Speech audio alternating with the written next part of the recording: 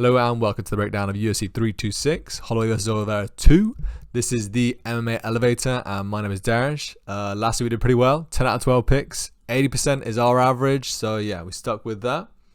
This week we got some pretty cool fights, a couple of new boys. So we got Luke Fernandez versus Rodolfo Bellato. So Fernandez is a big boy grappler, generally a grappler, but he's got very heavy hands on the feet and on the mat. He can knock you out with one punch. He really can. He's not one of these guys who's just like throwing with all his weight and then knocking you out, because although that does work, it's not what I describe as having really heavy hands. Heavy hands for me is like hitting one clean shot and that'll spangle a man. Yeah, he's a guy who will do that. And for me, Bellato is, he's an all-round, all-right fighter, but he's a guy who will get hit. He's got dropped in almost all of his fights in the UFC.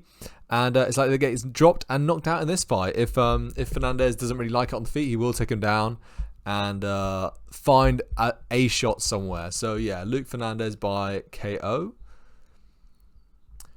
Zhang Young Lee versus Gostan Bolaños.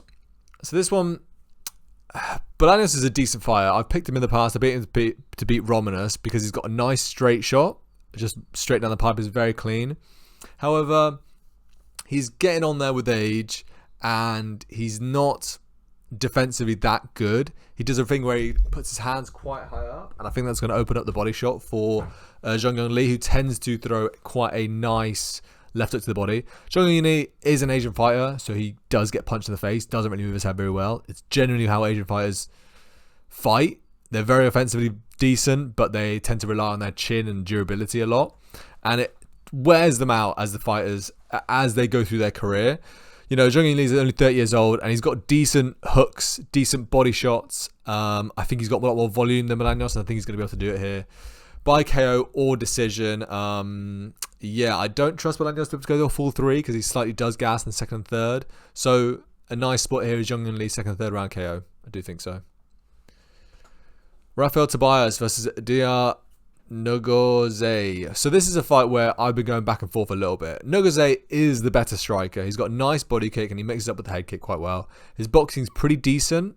Defensively, he's all right. He's not great, but he does get hit here and there. He's fighting a big boy. He's a very young guy, and now he's a little bit more experienced. He's now, if I'm not mistaken, 14-1. So he's getting more experience, and what he's doing is he previously tried to strike with a lot of guys, and he just wasn't that slick with it. Decent on the offense, but not great on the defense. And if you fight at 205, you're going to get your clock cleaned. He's got the 1L from getting his clock cleaned. And since then, he's been a lot more. I think he's worked on his grappling a lot. His entries are a lot better. He's going for a lot higher percentage shots. So he's going for a lot of body lock trips, things of that nature. And I think we're going to see that here again. Dia, he's an alright fighter. He's a decent fighter. Where he's had issues is, again, he gets caught by the hands. He tends to, if you step in on him and try and smack him in the face, he will do a lot of like rolling and not really defending super well with his feet. He tends to do a lot of rolling when he gets caught there, whereas he should be putting his hands up and darting out the pockets, things like that. His takedown defense is okay, but not outrageous. And I think, yeah, Rafael Tobias is a big dude. I think he's going to be... I think how this fight is going to play out is we're going to see Dia probably beat him up on the feet a bit, but then Tobias is going to be able to get him down at some points. And yeah, I wouldn't be surprised if he finished Dia. I don't think Dia's submission defense is that bad, although he's had 2 submission losses against Ribeiro and that other fucking complicated named guy in his last fight. But he got fucking chin checked in that first one, and then Ribeiro is a massive dude who, yeah, is a decent grappler. So, getting caught Kimura is something that you get caught in, and it's difficult to get out of once you get caught in, especially as a big boy. So yeah, for me, Tobias, I think he's the upside here. I think 1-2, we're kind of lucky with that. I think it's a little bit surprising. His striking defense is where we're getting those odds being kind of nice. And Dia is definitely the better striker, but I think Tobias is big enough to be able to get him down, big enough and strong enough to be able to get him down. Yeah, so Tobias outright 1-2 is nice. He could get sub, could get TKO, but for me, 1-2 is pretty decent on him. Subadaji versus Jesus Aguilar. This is a cool fight, and I'm seeing this split a lot of people's opinion on it. Subadaji is a long, slick striker who's got very good footwork. He fights well from the outside, very well from the outside.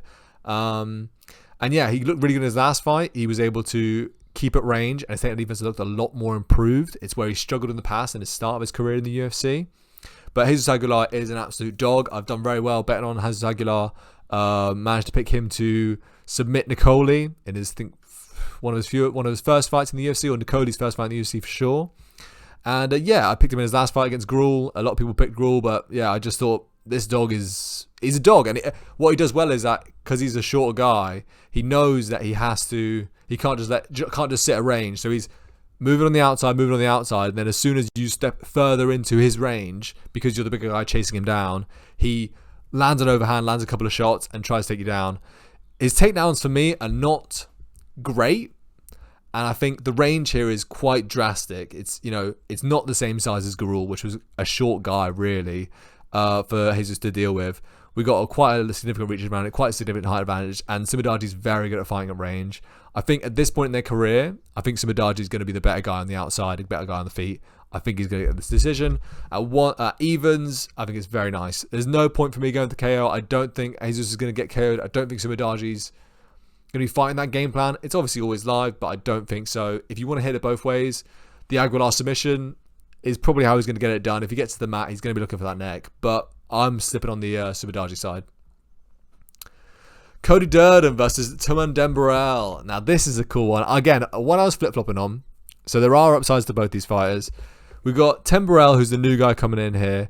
He has shown really bad tendencies to be really wild in his fights, where he's literally swinging like a no exaggeration, like fucking from the hips, most telegraphs hooks you've ever seen.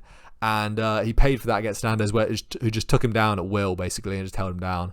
And Dembarel is the bigger dude here. He's not the best striker, but he's a good grappler, especially when he gets on top. Cody Durden is, and the reason why I'm going to pick him in a minute is because I'm going to tell you in a sec, but I'm going to leave that out afterwards. Cody Durden is generally a good all-round fighter. He's got a nice overhand. He's a short guy generally, so he fights on the outside a little bit. He tends to chuck in takedowns here and there, and he does well at his percentage is quite high on his takedowns, and he does throw quite a lot of them. So that's why I was flip-flopping, because I think Cody Durden at underdog is great value. I don't think he's going to submit Dembarel, so I think him at decision is something like 3-1 or maybe like 2-1 around that. And yeah, I think that's super live. But what I'm seeing for Dembarel is that he is training with a guy called Enk Orgil, who is the one bantamweight champ, who's a primarily grappler, also Mongolian dude, and he's been training with Cody Garbrandt as well.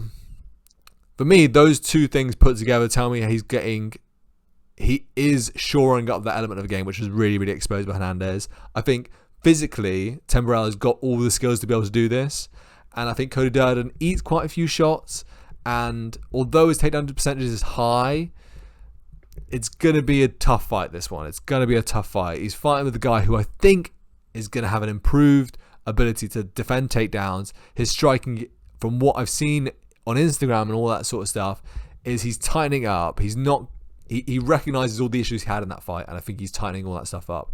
It was a bit nonsensy. It was very silly to see.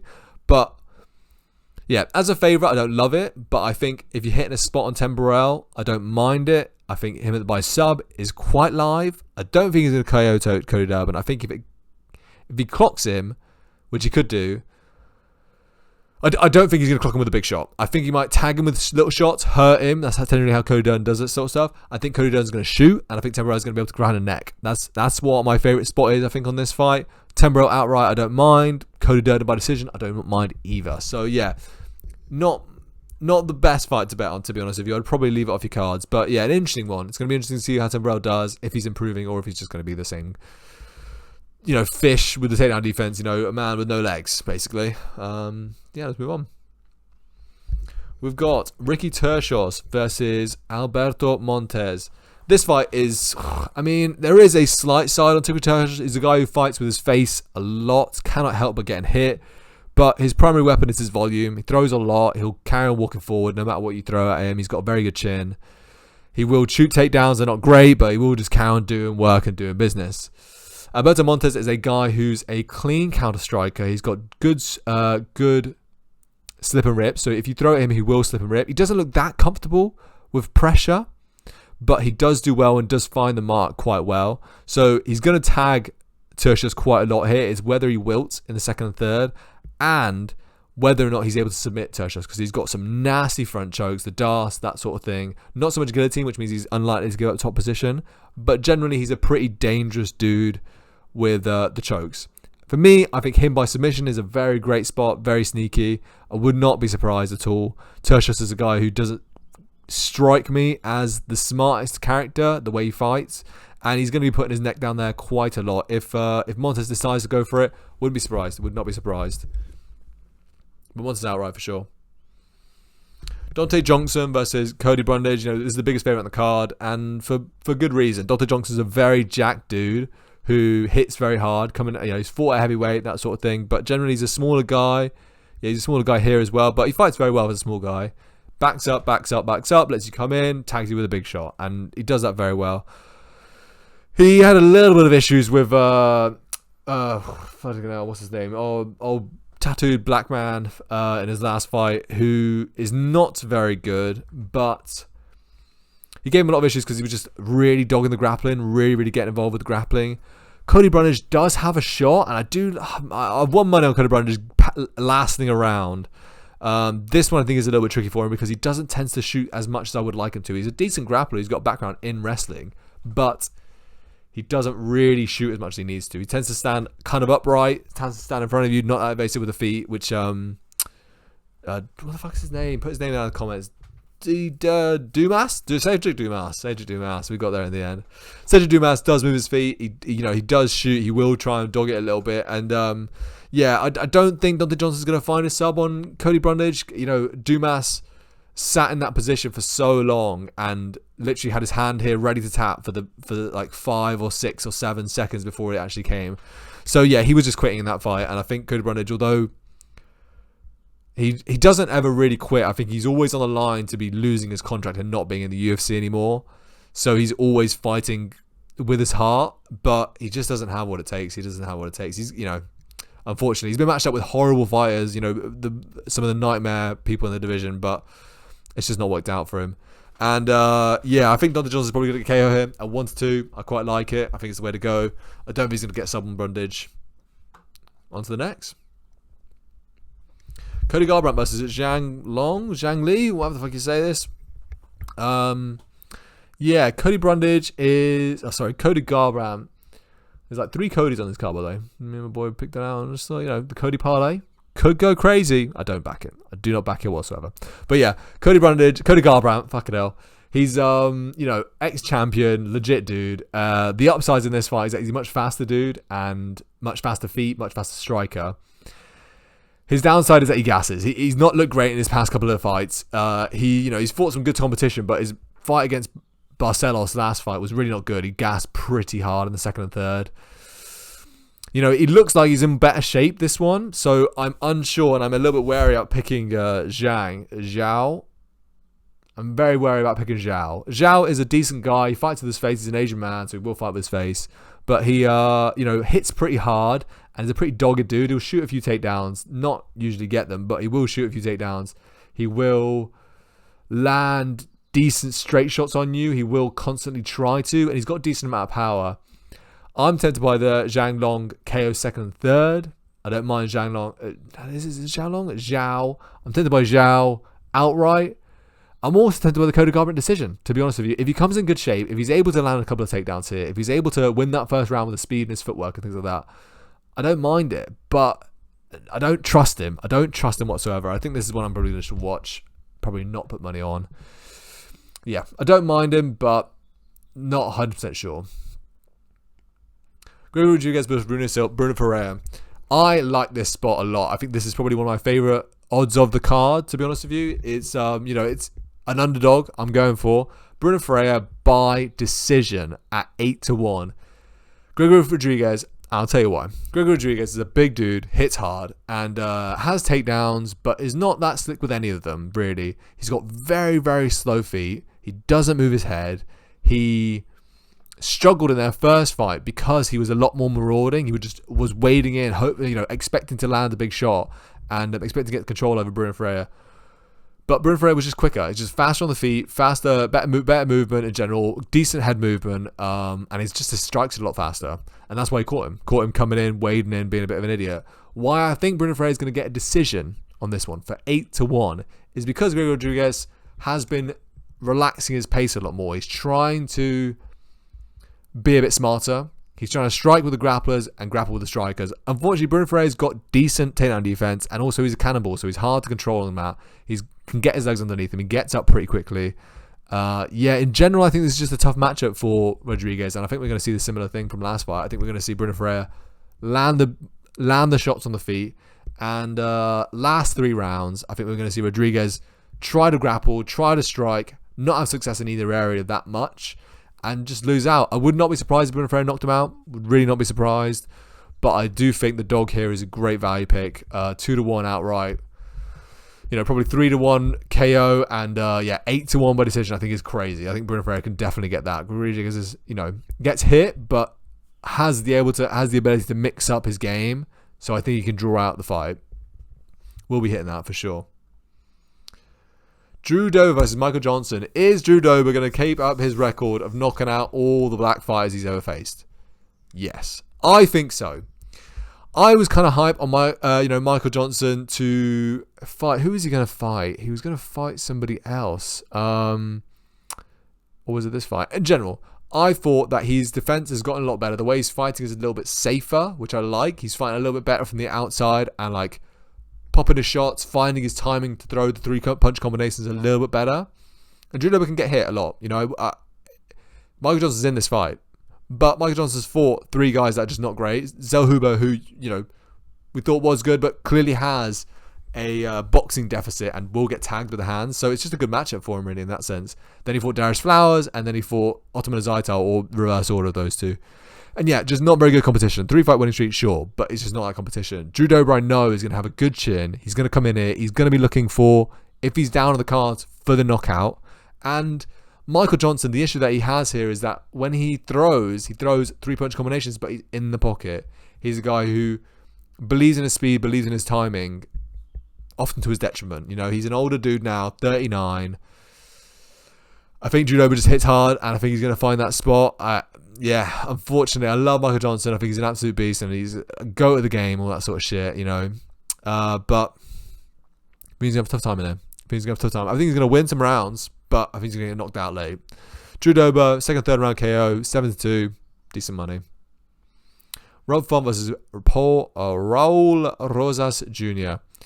Rob Font is, as we know, a very good boxer, and had a good fight last fight against, what's his boy? I picked Rob Font to win that fight. However, other boy shot, he's not got the best shots. He's a smaller dude, a much smaller dude. His grappling is nowhere near that level. Rob Font, he did look better with his takedown defense, and he looked a little bit more conscious with it. However, Paul Rosas Jr., I think, is quite a very quick shot, and what he does really nice is that even if he doesn't get the shot, he does a lot of grappling takedowns. He'll shoot to get connection, to pick up a leg, to turn you, to dump you. He doesn't need to necessarily go for a double leg blast through you, that sort of shit. He does a lot of that stuff. He does a lot of maintain and get control in these fights. He will look for the back. He will look for grappling positions that are dominant to hold you down. And I think Rob Font's just going to struggle on this one. He has previously in his career struggled with grapplers and takedown artists in general. He can get held on his back. I don't think Paul Rosas is going to get the sub here because Rob Font generally doesn't give up his back. He generally does a hang about and then post on one arm and try and get up that way. He doesn't really turn his back to get on turtles to get up, that sort of stuff. So Paul Rosas Jr. by decision, I think is very likely evens. If you like Rob Font, I don't hate you. Paul Rosas Jr. has shown that he's kind of susceptible to getting tagged on the feet. These rounds are going to be close. If the damage-based scoring system is live and they are to the T, he's likely to win it. He is likely to win it. But I think Rosas Jr. is going to get him down each round, early, control the round, control the fight. But if you want to pet fucking Rob Font, I do not mind it. Kai Brallo versus Rene Derrida. This is a cool one. So we've got Kai Brallo versus Rene Derrida. Kai Brallo is a meat and potatoes guy, 1-2s, occasional hooks, okay amount of power, not outrageous, but generally he's a guy who he looks like he does well when he's the guy controlling the fight.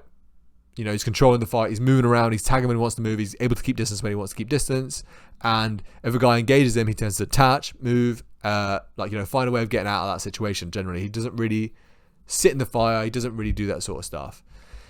He's fighting a guy who's really going to engage in that sort of fire. He's a guy who's really dangerous in the clinch. He's got a guy who's really got a nice, quick, like snappy step-in knee, which I think is actually one of his sneakier weapons. You know, it's known that he's got a great knee. He lands in the clinch, but he does have really good timing on his step-in knees when a guy's darting in and he bangs one up there.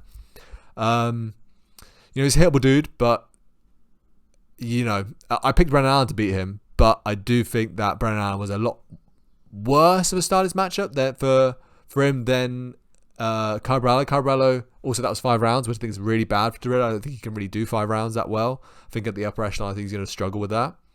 But yeah, RDR generally, he will get tagged, but he has a very long jab. He tends to crush the space. He tends to be very unorthodox with what he's doing. He tends to mix things up and be really unpredictable, which I think Carbrello may struggle with. I wouldn't be surprised if Carbrello got a decision here. If he's able to jab and move and make Dorito look a lot slower than he is, you know, he's going to be the guy coming towards him. In my mind, I would back Barallo to come in with a takedown game plan. I need to shoot this guy. I need to get him down because the stand-up is dangerous in the clinch and in the striking in general. But Carbrello's takedowns are not amazing. They're not great. So for me, I like the Dorito line. I think Dorito isn't going to finish Barallo. So my take is Dorito by decision at 4-1, if I'm not mistaken. You know, they're both two very good guys. If you want to go Barallo, for me, I would just go either fighter to decision at 4-6.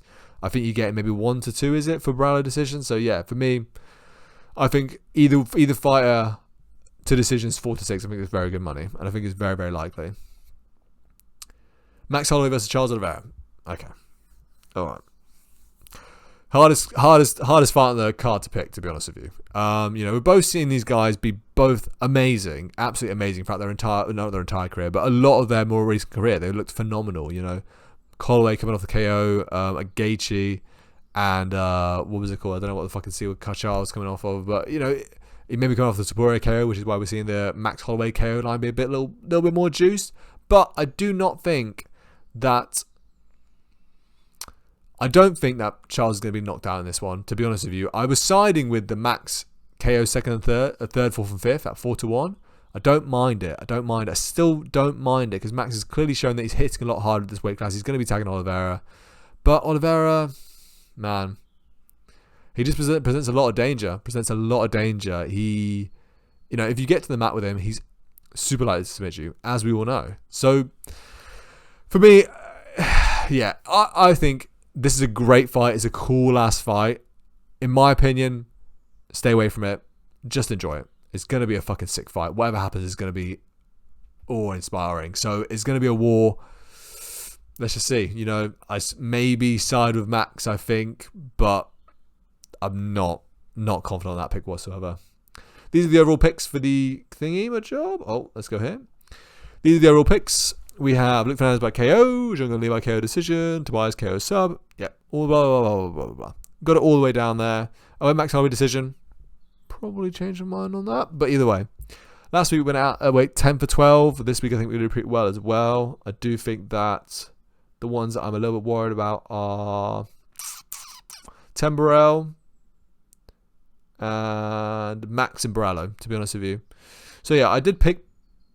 I think I would change the Barallo one to the. No, I'll pick Barallo. I do think that he's got the ability to. He's got the game planning. He's a smart enough dude to be able to get it done. I'll stick with these ones right here. Yeah. We have a Juan parlay. This is a long one that we can mix in with everything else. Fuck. Let me move me, not that thing. So we have. This is the juiciest parlay I could find at 83-1. I think it's all super, super likely. You know, the one's a little bit audacious, I think a little bit scary, is the Sumadaji by decision, but even then I back that pretty hard. I do think that's pretty likely. And then you can juice it with the Ferreira decision, 8-1. Ferreira outright, if you feel a bit more comfortable with that. And the Dober KO second and third. If you put all the ones on there, onto a parlay, it's, let me check here, I think it's 3,500 to 1. Yeah, 3,500 to 1. It's all likely. But yeah, that has been the MMA Elevator breaking down UFC 326. Thank you very much for joining. I'll catch y'all next week.